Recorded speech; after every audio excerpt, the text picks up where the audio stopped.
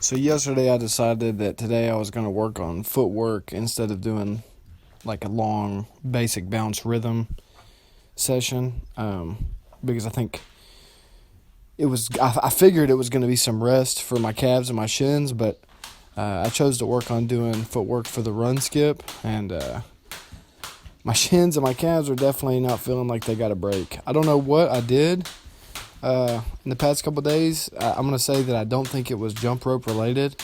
For some reason, my right calf specifically is super sore, and I really don't know what I did. My left calf feels fine, and my right calf seems super sore. Um, but anyway, doing the one-legged bounce, I mean, it took a lot more force and a lot more impact on that one leg whenever I was doing it. And I feel like I was able to get the hang of it decently. I think, just if I keep doing it every day or every other day, I'll be able to get this down in no time, really. It wasn't as hard to get it as I thought it was going to be. I thought it was going to be kind of a longer dud period where, I wasn't actually going to be able to get anything, and I was just going to be just whipping my feet with the rope. But in a couple minutes, I was able to get it to where I went from just jumping on one foot at a time to then switching and then jumping on the other foot a couple times, and then to switching after bouncing on each foot only one time. But I wasn't able to keep the rhythm going for maybe more than 10 skips at a time before I ended up hitting my foot. And I rewatched the video back, and it looked like my hands were just getting ahead of my feet, or my feet were just getting ahead of my hands. And I'm raising my feet up pretty high, but that's just because I'm trying to make sure that I clear the rope. But watching the video back, it looks like I definitely have a lot of room to lower my feet, so I don't really need to raise them up as high, so I could save some energy that way. But the impact on my shins is feeling stronger. I would say it feels, because I've been jumping inside for the past couple of days, I'd say it feels kind of comparable to how my shins would feel after jumping outside on the concrete. So my theory because my plan, like I said yesterday, I didn't get to upload narration because I recorded it. I recorded a narration, but I was in bed and I forgot to upload it. So I was like, well, fuck. So I just went ahead and uploaded the video that I took on YouTube from my phone.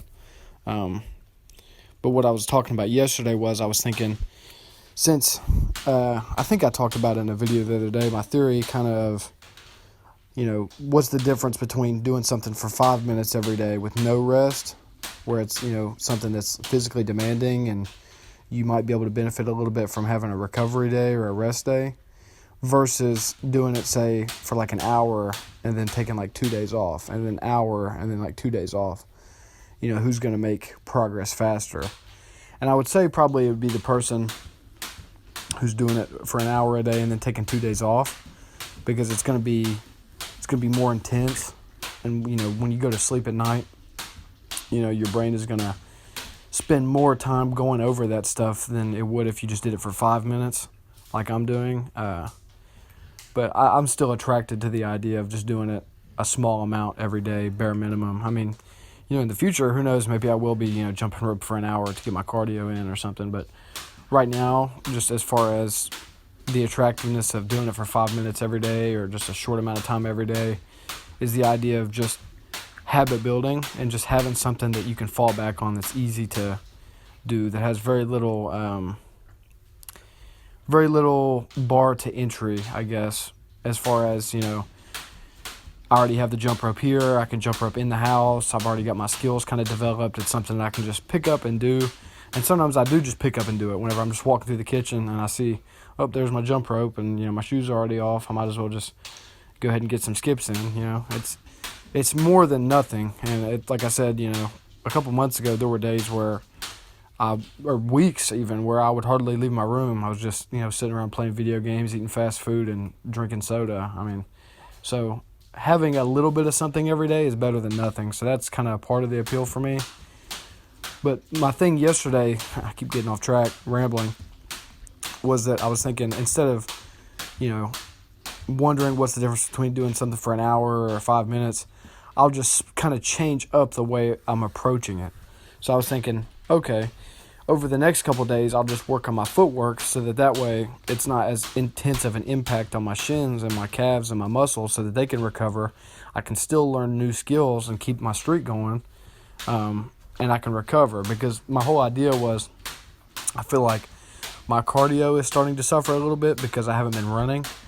Because before I started doing the jump rope every day, I was jumping rope every now and then, just like very, very little while I was doing other workouts, kind of mixing it in. But I was running every day, and that was taking a big toll on my shins. But ever since I've started jumping rope every day, I've kind of had to manage my recovery on my shins a little bit, because the shin splints are pretty brutal if you're running and jumping rope and doing all this. And I haven't, given them any days to recover because I've been jumping rope every day. So I think my cardio has suffered. So I want to be able to have some days where I can jump rope for 20, 30, 40 minutes to an hour, in a single session. But the state my shins are in right now, where, they haven't had any time to recover, it just doesn't seem like it's possible. This run skip is something I want to keep working on now, though, because it wasn't as hard as I thought it was going to be. I feel like it's probably something that's going to be maybe easy to start, hard to master, as far as, the timing and the rhythm of keeping your hands and your feet in sync. But it felt good, man. It felt good to be able to just start something that, I couldn't do, and then find out how to do it that quick. I mean, it's encouraging to see that, in anything really. If you can wake up one day not knowing how to do something and go to sleep knowing how to do it, I mean, you've done something.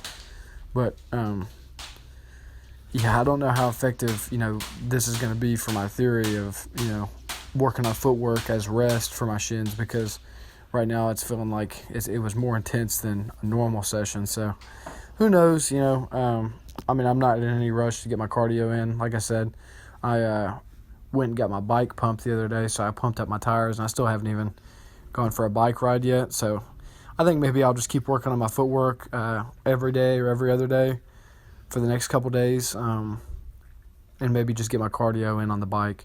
And I need to start hiking, because I'm planning on doing a trip this summer that's going to involve a lot of hiking, so I'll get it in that way. And hopefully that won't be too impactful on my shins, because it'll be hopefully in the woods where, the impact of the dirt and the grass won't be as much as concrete. But yeah, that's pretty much it for today.